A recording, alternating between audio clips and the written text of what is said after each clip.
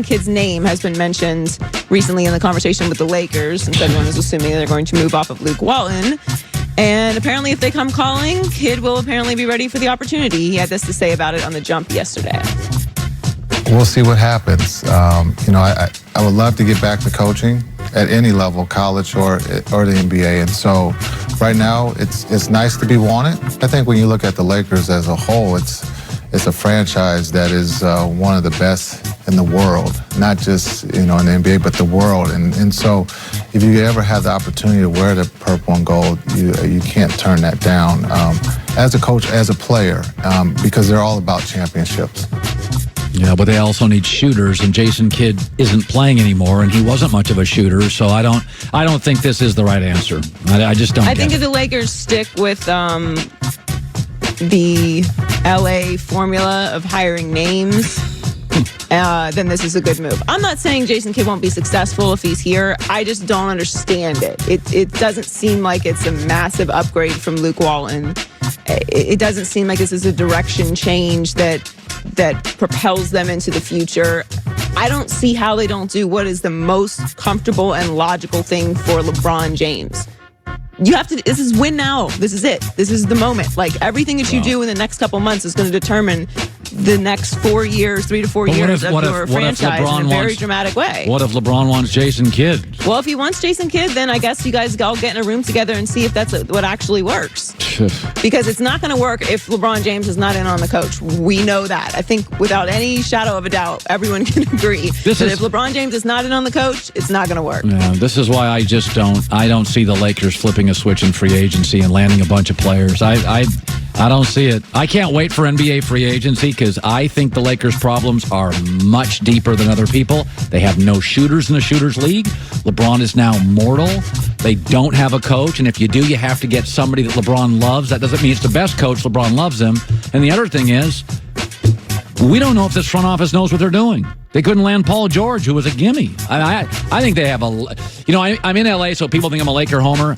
Maybe I'm too cynical because I'm in Los Angeles, but I don't think all these issues they have are solvable. I think they have some obstacles they can't overcome. I really do. We've got the next few months to figure that out. Yeah. Joy with the news. Well, that's the news. And thanks for stopping by.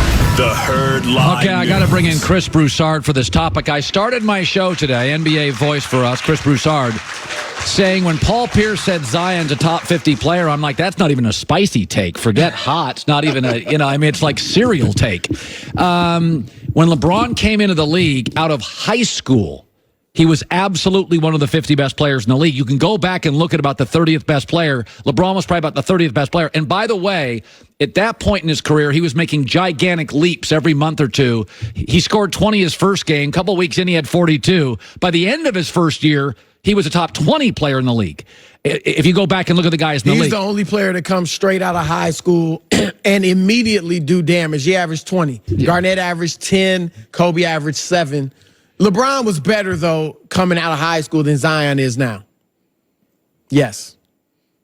Zion Williamson. You don't like that.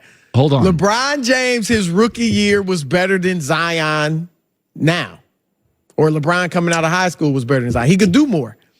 Zion Williamson, because he's making these massive jumps, since the injury, 28-8, shooting 70%, 47% on threes. Zion's a better three-point shooter than LeBron was. Yes. He is 285 pounds. I think we're looking at a superstar. I think you can make an argument. Here are the 19 guys he will not be better than in the NBA as a rookie. He will not be better than the list. LeBron, Harden, George, Kawhi, Embiid, Curry, Giannis, Durant, Damian, Booker, AD, Chris Paul, Luka Doncic, Jokic, Kyrie, Clay, Ben, Butler, Kemba. I am seeing a kid that in this Duke season has made a massive 25% jump within a strict college system. I think he's going to be one of these guys that when the floor opens up in the NBA. Yeah, look, I like him. When I first heard Pierce's comment, I thought it seemed crazy because the first thing that came to my mind was top 50 players of all time and all that, and it just seemed crazy.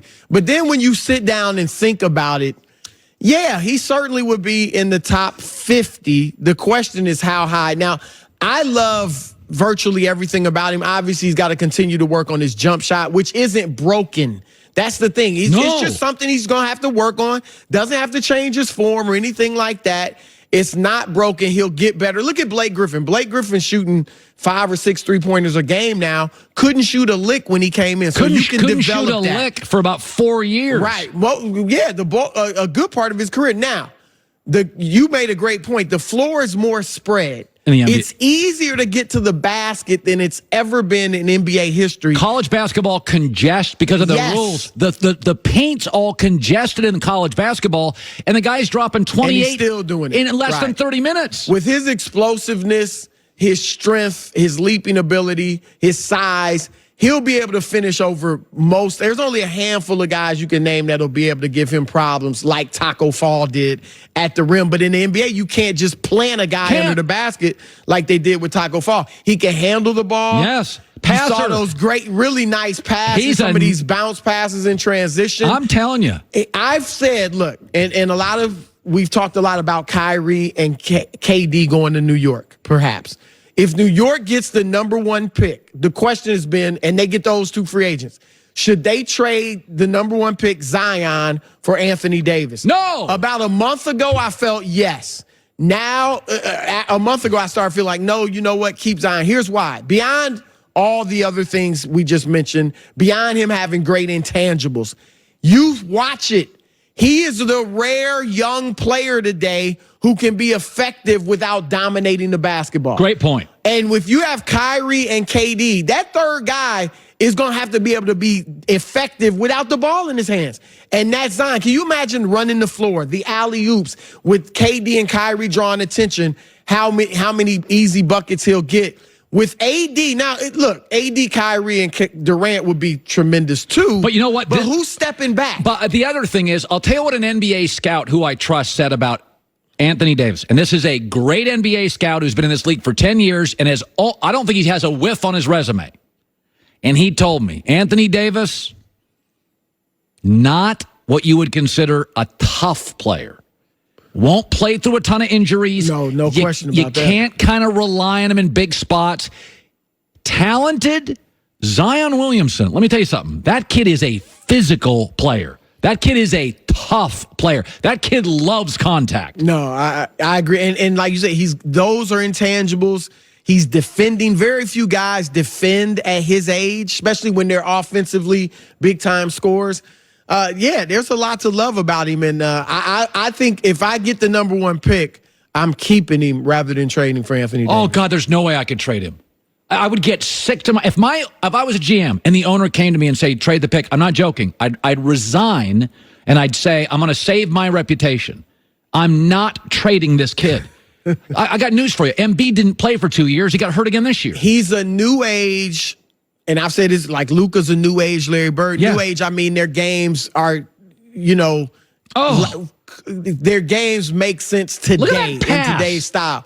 He's a new age Charles Barkley. Thank you. And yet, he has intangibles that Barkley did not have. Barkley never defended, and I think Zion obviously is a defender. So, yeah, I like the kid.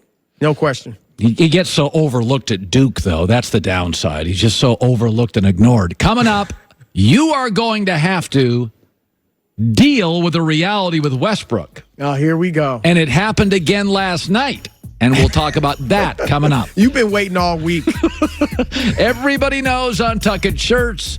Shirts that are actually designed to be worn untucked. You ever have a dress shirt and you don't want to tuck it in because you know it's 2019 and you shouldn't, and so you wear it untucked and it's just baggy? Well, that's the opposite of Untuckit.com. They have, the people at Untuckit have sort of defined how the Untuckit shirt falls. Tall, short, thin, wide, long torso guy. Doesn't matter. This is not for models in a magazine. The designers have mastered the proportions that determine how your shirt falls. Right length, neat casual, shape sizes, all covered. Have a new relaxed fit option for bigger dudes. All you have to do is log on to Untuckit.com, check